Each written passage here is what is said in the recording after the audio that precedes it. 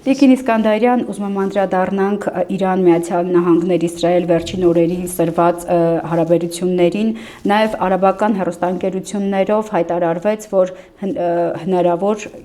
Միացյալ Նահանգների կողմից, Իսրայելի կողմից հնարավոր հարձակման մասին, որը աղետալի պատերազմ որպես որակվեց, կմեկնաբանեք ինչ է տեղ ունենում։ Շնորհակալություն հարցի համար, իրականում ուզում եմ նշել, որ 1979 թվականի իսլամական հեղափոխությունից հետո եւ Միացյալ Նահանգների դեսպանատան վրա հարձակումից հետո Իրանի եւ Միացյալ Նահանգների հարաբերությունները միշտ էլ այսպիսի վայրիվերումներ են ունեցել եւ ամեն տարի պետք է հիշեցնենք, որ Միացյալ Նահանգների կառավարությունը ստորագրում է 1 տարով երկարաձգելով Իրանի դեմ պատերազմական գործողությունները, այսինքն ամեն տարի իրենց սեղանի վրա դա դրված է եղել 79 թվականից ի վեր, որ կարող են պատերազմ իրականացնել նաեւ Իրանի Իսլամական Հանրապետության հետ նկատմամբ, բայց ամեն տարի գտնվել է այլ լուծումներ, ուրեմն շրջանցելու համար այս կոշտ քաղաքականությունը, բայց պետք է հիշեցնել, որ Դոնալդ Թրամփի թե առաջին նախագահության շրջանում 2017 թվականից երբ որ ընտրվեց եւ 2018 թվականին նա դուրս եկավ միակողմանի Միացյալ Նահանգները դուրս եկավ ՀԳՀԾ-ից, համատեղ գործողությունների համապարփակ ծրագրից, հենց այս ժամանակ նրա ազգային անվտանգության խորհրդի քարտուղարը Բոլտոնը ամեն ինչ անում էր, որպեսզի կրկին բերել հենց այս վիճակին, որ Միացյալ Նահանգները այլ ընտրանք չունենա, քան պատերազմ հայտարարի Իրանի Իսլամական Հանրապետությանը։ Պետք է նշեմ, որ սրան բավական մեծապես աջակցում են նաև Միացյալ Նահանգների իսրայելական լոբին եւ կառավարության շրջանակներում գործող հրեա ծագումով հրեա քաղաքական գործիչները, քանի որ նրանց համար Իրանի Իսլամական Հանրապետության տարածաշրջանային քաղաքականությունը գոյութենաբանական խնդիր է առաջ բերում։ Եվ մենք տեսնում ենք, որ իրենք կարողանում են իրենց լոբինգով, համայնքներով ազդել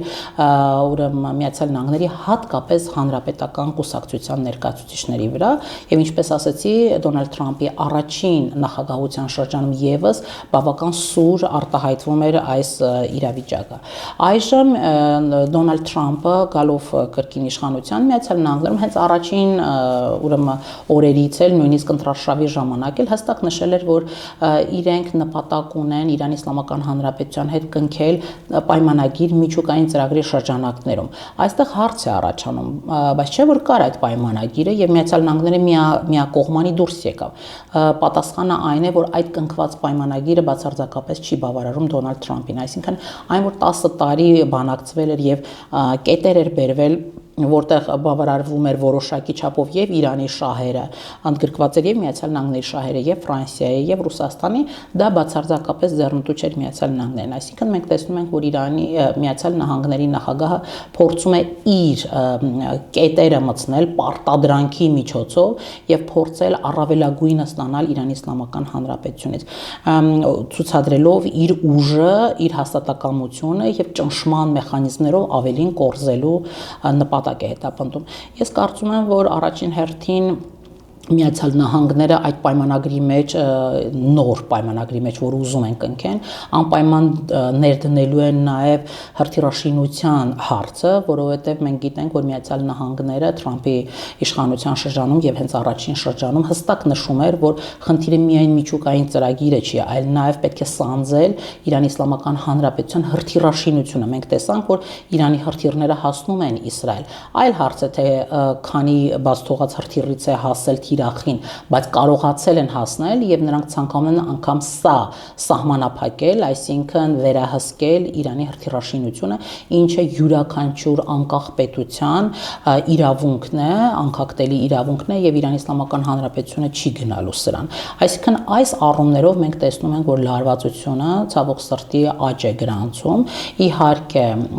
փորձեր են արվում նաեւ արաբական երկրների միջոցով միջնորդել եւ բանակցել եւ տեսնել որտեղ հնարավոր է լեզու գտնել, որպեսզի այս ճնշումը, այս լարվածությունը մերձավոր արևելքում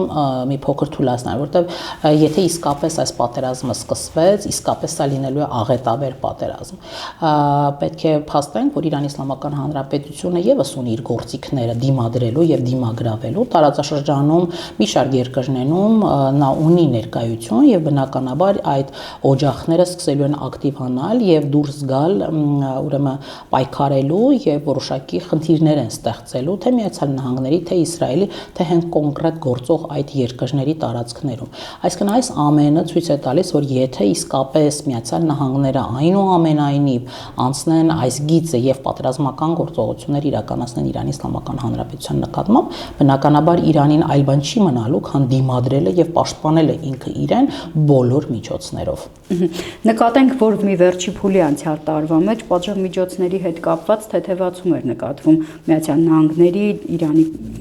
նկատմամբ կար նման բան։ Նայեք, 2015 թվականի Կարծես թե թեթևացրեց, բայց նորից հենց միանգամից ես ուզում եմ հիշեցնել 2015 թվականին, երբ որ կնքվեց համատեղ գործողությունների համապարփակ ծրագիրը,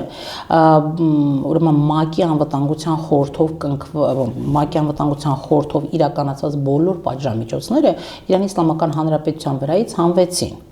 Այնտեղ մնացել են հատկապես խոսքը գնում է միջուկային ծրագրերի հետ կապված, հա, այսինքն օրինակ մարդու իրավունքների հետ կապված, խախտումների հետ կապված, այո, մնացել էին այս պատժամիջոցները, բայց կոնկրետ միջուկային ծրագրերի հետ կապված հարցերը բոլորը դուրս էին եկել։ Երբ որ Դոնալդ Թրամփը եկավ իշխանության եւ դուրս եկավ ՀԳՀԾ-ից, ինքը սկսեց նորից պատժամիջոցները կիրառել նաեւ երկրորդային պատժամիջոցներ, ինչ բանա երկրորդային պատժամիջոցներ, այսինքն նա սկսեց պատժել այն երկրներին, որոնք կսկսեն համագործակցել Իրանի Իսլամական Հանրապետության հետ, ունենալով ֆինանսական ավելի մեծ շրջանառություն, այսինքն որոշակի գումար էր դրված, որ դրանից անցնելու պարագայում պատժամիջոցների կկիրառվեն այդ երկրների նկատմամբ։ Այսինքն Միացյալ Նահանգները բավական մեծ ճնշում է միշտ գործադրել Իրանի Իսլամական Հանրապետության նկատմամբ եւ բայց այս տարիների փորձը ցույց է տվել, որ Իրանի Իսլամական Հանրապետությունը իհարկե բավական դժվարությունների միջոցով, բավական ծանր պայմաններում, բայց կարողացել է դիմագրավել, կարողացել է ելքեր գտնել եւ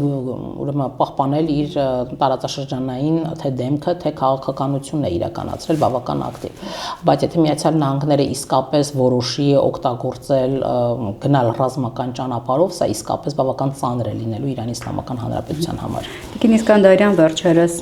Իրանը հայտարարեց, որ փակում է օդային տարածքը, այլընտրանքային ճանապարհով նաև մտավախություն կա, որ ներքաղաքական երկրի ներսում ինչ-որ խմբավորումների միջնորդությամբ մասնակցությամբ տեղի կունենա ինչ-որ նախադեպը չունեցող վիճակ,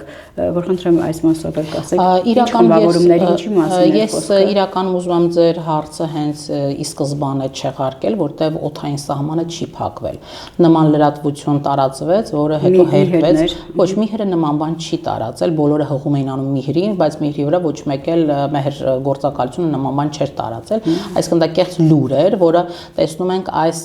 լարված իրավիճակում ոչ միայն ռազմական գործողություններն է, այլ նաև հենց հիբրիդային պատերազմ է լինում, այսինքն խոճապ տարածելու, խնդիրներ հարուցելու եւ այլն եւ այլն, այսինքն երկրորդ, երրորդ երկրների տարածած ինֆորմացիոն այս պայթյունը միանգամից գրանցվեց եւ ցավոք սրտի մեր հայ լրագրողները հենց մեհրը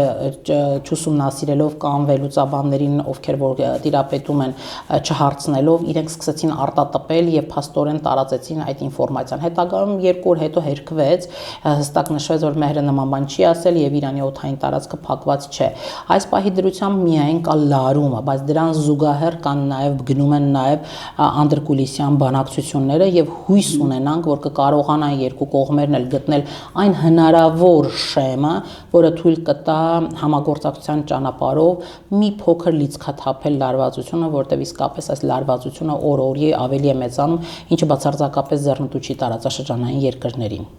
Տիկին Իսկանդարյան, Իրանը նաև մեղադրում էր Ադրբեջանին օկուպացված Արցախի հատվածում իսրայելական ռազմաբազաներ ունենալու տեղակայելու համար։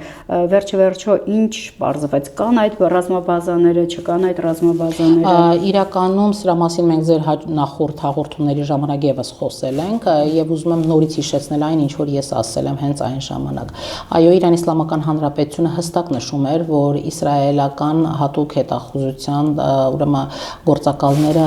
դիրքավորված են այն հատվածներում, ուրեմն Ադրբեջանի այդ տարածքներում, Իրանի սահմանի մոտակայքում, որտեղից էլ նրանք այդ ինֆորմացիաները հավաքում են հենց ընդդեմ Իրանի Իսլամական Հանրապետության։ Ադրբեջանը բնականաբար դա հերքում է, նշելով, որ նման բան չկա, բայց շատ հետաքրքիր բան գրանցվեց, որի մասին ես նորից անցած ձեր հաղորդմանը նշել էի, որ Իրանի Իսլամական Հանրապետության նախագահը հստակ նշեց, որ իրենք կարող են հարվածել Իսրայելին կամ տարածաշրջանում այն օբյեկտներին եւ հատվածներին, որտեղ գտնում են, որ կան իսրայելական լրտեսական խմբեր։ Եվ շատ տարօրինակ կերպով, շատ արագ ուրեմն ինֆորմացիա տարածեց, որ Ադրբեջանից դուրս են գալիս իսրայելական որոշակի զինված խմբավորումներ կամ չգիտեմ ինչ։ Հիմա այստեղ հարց էր առաջանում Ադրբեջանի իշխանություններին ուղղված, բայց եթե որևէ բան չկար, այդ ովքեր էին դուրս գալի այստեղից։ Այսինքն այս ինֆորմացիան պտտվում էր, բայց մենք հնարավորություն չենք ունեցել բնականաբար դա հստակ ստուգել եւ մենք մեր աչքով դա չենք տեսել եւ չենք կարող որևէ կերպ այլ կերպ արձագանքել, քան այն լրատվականները, որ մենք տեսել ենք։ Դրա մասին խոսեցին նաեւ հենց իսրայելական մամուլում գրվեց եւ ադրբեջանական նյութերում, կներեք, իրանական աղբյուրներում նշվեց, որ դուրս են եկել արդեն։ Այսինքն մենք միայն սա ունենք, այս ինֆորմացիան ունենք։ Այնուամենայնիվ հակամարտության սրման դեպքում Իրանը նաեւ հայտարարել է կոշտ պատասխան կտա Միացյալ Նահանգների։ Ինչ ակնկալել կօգտագործվեն չթույլատրվող զենք զինամթերք Միացյալ Նահանգների նկատմամբ, Իսրայելի նկատմամբ։ Սկսենք այնտեղից, որ Իրանի Իսլամական Հանրապետությունը կոնկրետ Միացյալ Նահանգներ պետությանը չեմ կարծում, որ որևէ կերպ կարողանա ուրեմն թիրախավորել։ Այլ հարց է տարածաշրջանում Միացյալ Նահանգների շահերի, ազդեցության ոլորտների կամ ռազմական բազաների նկատմամբ ինչ տեղի կունենա։ Իրանի Իսլամական Հանրապետությունը արդեն հայտարարել է, որ առաջին թիրախայինը դա հնդկական ծովում անգլո-ամերիկյան ռազմական բազայի թիրախավորումն է։ Բայց պետք է հիշեցնեմ, որ նաև Իրանի Իսլամական Հանրապետությունը տարիներ շարունակ տարբեր նման հայտարարություններ է արել, այդ թվում նաև որ Հորմուզի նեղուցը կփակի, որ Իրաքում ժամանակին ասում էր ամերիկյան բազաներին կխփի, այսինքն մենք տեսնում ենք, որ Իրանը ունի բազմաթիվ սցենարներ, բայց թե պատերազմական իրավիճակում որ սցենարը կընտրի, մենք այս պահին չենք կարող ասել, բայց մի բան հստակ է, երբ որ որոշեն այնուամենայնիվ թիրախավորել ամերիկյան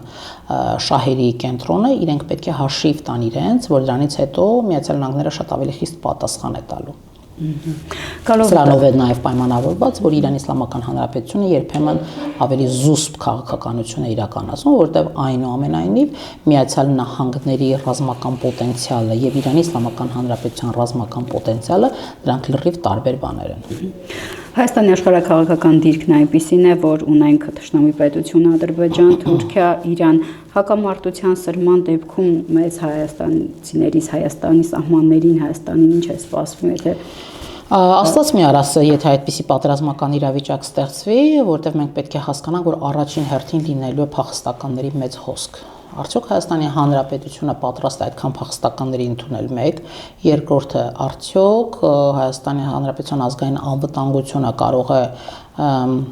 այդ լարված իրավիճակում ուսումնասիրել բոլոր եկողներին, թե ովքեր են գալիս Հայաստանի Հանրապետություն փախստականի կարգավիճակում, այսինքն սա առաջին հարցն է, որի մոտ առաջանում է։ Տարածաշրջանային մյուս խնդիրները, որից կօգտվի Ադրբեջանը կամ Թուրքիան, դրանք իսկապես հաջորդ հարցերն են, որ կարող են քննարկել, բայց առաջնայինը հենց սա է, այդ ներհոսքը, երբ որ պատերազմական իրավիճակ լինի, պարզ է, չէ, որ բնակչությունը փորձելու է ապաստան գտնել, նախ նաև սկսենք այնտեղից, թե Միացյալ Նահանգները ինչ տեսակ պատասխան է տալու, ինչ կերպ է, ինչպիսի գործողություններ է իրականացնելու, որովհետև կարող են թիրախային պարզապես ռազմավարական օբյեկտներին հարվածել, միջուկային օբյեկտներին հարվածել եւ այդքանով ավարտել։ Այսինքն խոսքը գնում է լայնամասշտաբ պատերազմի մասին, թե ուղղակի կետային հարվածների, նույնը վերաբերում է Իսրայելի հետ կապված։ Իսրայելը եթե որոշի ինչ-որ բան անի, ռազմական օբյեկտներին է խփելու, թե լայնածավալ պատերազմ, մենք պետք է դա հասկանանք, մենք հիմա ձեր հետ ինչի մասին ենք խոսում։ Երկու տարբերակներ կարող են քննարկել։ Երկու տարբերակներ կարող են քննարկել, բայց այստեղ խնդիրը կայանում է նրանում, որ սա պետք չի վերածել գուշակության, այսինքն մենք պետք է հասկանանք իրականացած քաղաքականությունից հետո մենք պետք է հասկանանք ինչ զարգացումներ կարող են լինել։ Եթե Միացյալ Նահանգները կամ Իսրայելը փորձեն կետային հարվածներ տալ կոնկրետ միջուկային ոլորտներին կամ ռազմավարական օբյեկտներին, դա մեկ հարց է, որը այդ նույն ասած խոճապը կարող է եւ չառաջացնի, բայց եթե լայնամասշտաբ պատերազմ սկսեն, որին իրականում ես այդքան էլ հակված չեմ եւ չեմ կարծում, որ նմանատիպ արկածախնդրության մեջ կմտնեն, այս դեպքում բնականաբար կլինեն այս փախստականների մեծ հոսքը եւ Հայաստանի Հանրապետությունը պետք է հասկանա ինչպես է դիմագրավելու դրան։ Մտավախություն կա, որ Թուրքիան ու Ադրբեջանը կօգտվեն այս իրավիճակից եւ Հայաստանի սահմանների կամ Հայաստանի վրա ռազմական գործողություններ էսկալացիայի կգնան, արդարացիան այդ մտավախությունները։ Իրականում բնականաբար Ադրբեջանը ամեն կերպ փորձելու է օգտվել ստեղծված իրավիճակից եւ անհասկանալի էլ կլինի, թե ինչու չպետք է օգտվի իր պատկերացմամբ իր երկրի համար։ Բնականաբար, եթե Իրանի Իսլամական Հանրապետությունը խառնված լինի իր ներքաղաքական խնդիրներով, ինչքան էլ իր համար Հայաստանի Հանրապետության տարածքային ամբողջականությունը կարմիր գիծ է, որի մասին բազմիցս նա նշել է, բայց ինքը այդ պահին խառն է լինելու իր ներքին, ուրեմն տարածքները, սահմանները պահպանելու կամ խնդիրները լուծելու առումով այո, այստեղ իսկապես խնդիր է լինելու եւ Հայաստանի իշխանությունները պետք է դրան պատրաստ լինեն, որպեսզի կարողանան ինքնուրույնաբար դիմագրավեն այդ խնդիրներին։ Դաշնակցային որևէ պետության վրա հույս դնել այս դեպքում։ Ես իրականում կարծում եմ, որ դաշնակցային պայմանագրերը բոլորն էլ պետք է լինեն, յուրաքանչյուր երկիր պետք է ունենա դաշնակցային հարաբերություններ, սակայն դու պետք է հույս ունենաս դրած քո վրա, քո զինված ուժերի վրա։ Որևէ մեկի զինվորը չի գալու եւ չի պաշտպանելու մեր տարածքային ամբողջականությունը կամ մեր հայրենիքը։